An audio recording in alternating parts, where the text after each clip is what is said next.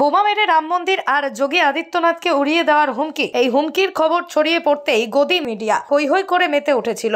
এক শ্রেণীর উগ্রপন্থী হিন্দু সংগঠনের পক্ষ থেকে রাম মন্দিরের উদ্বোধনের আগে বড়সড় মিথ্যা ষড়যন্ত্র করে দেশে অশান্তি করার ছক কষেছিল। ঢালাও প্রচার করতে ব্যস্ত গদি মিডিয়া। এটাও ঠিক, তদ্রুপ ভাগ্যিস সেখানে কোনো মুসলিম ছেলে ধরা পড়েনি। যদি কোনো মুসলিম ছেলে এমনই মেল করে থাকতো তাহলে সমস্ত গদি মিডিয়া তাদের নিয়েই পড়ে থাকতো। হয়তো বলে দিত আইএসআই বা পাকিস্তানের গুপ্তচর, বড় জঙ্গি সংগঠনের সঙ্গে যুক্ত। কিন্তু যারা ধরা পড়লো পুলিশের তৎপরতায়, কারা এরা একবার দেখুন। এটা আর কোনো গদি মিডিয়ার চর্চা হচ্ছে না, একেবারেই জোকের মুখে নুন দেওয়ার মতো অবস্থা হয়েছে ভারতের গদি মিডিয়ার। পুলিশের জালে দুজন বোমা মেরে রাম মন্দির আর উত্তরপ্রদেশের মুখ্যমন্ত্রী যোগী আদিত্যনাথকে উড়িয়ে দেওয়ার হুমকি। এমনই অভিযোগে দুজনকে গ্রেপ্তার করলো উত্তরপ্রদেশ পুলিশ। বুধবার পুলিশের তরফে একটি বিবৃতি প্রকাশ করে বলা হয়েছে, বিশেষ টাস্ক ফোর্স ঘটনায় তদন্তে নেমে লখনৌয়ে গোমতীনগর এলাকা থেকে তাহর সিংহ এবং ওম প্রকাশ মিশ্র নামে দুই যুবককে গ্রেপ্তার করেছে। গত নভেম্বর মাসে আই দেবেন্দ্র অফিস নামের একটি এক্স হ্যান্ডেল থেকে বোমা মেরে অযোধ্যার রাম মন্দির উড়িয়ে দেওয়ার হুমকি দেওয়া হয়। এর পাশাপাশি বোমা ছোড়ার হুমকি দেওয়া হয় আদিত্যনাথকেও। তারপরই ঘটনার তদন্তে নামে পুলিশ। দুটো ভুয়ো মেল আইডির সন্ধান পায় পুলিশ। তারা জানতে পারে অভিযুক্তদের মধ্যে ওম প্রকাশ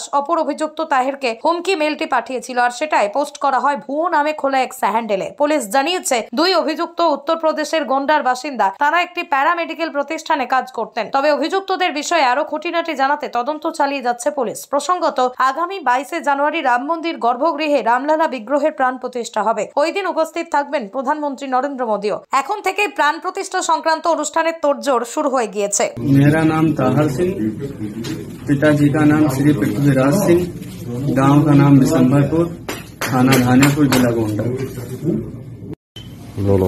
ओम प्रकाश मिश्रा, सनाब भरत भुआल मिश्रा, निवासी भैरमपुर, कटरा बाजार, गोंडा।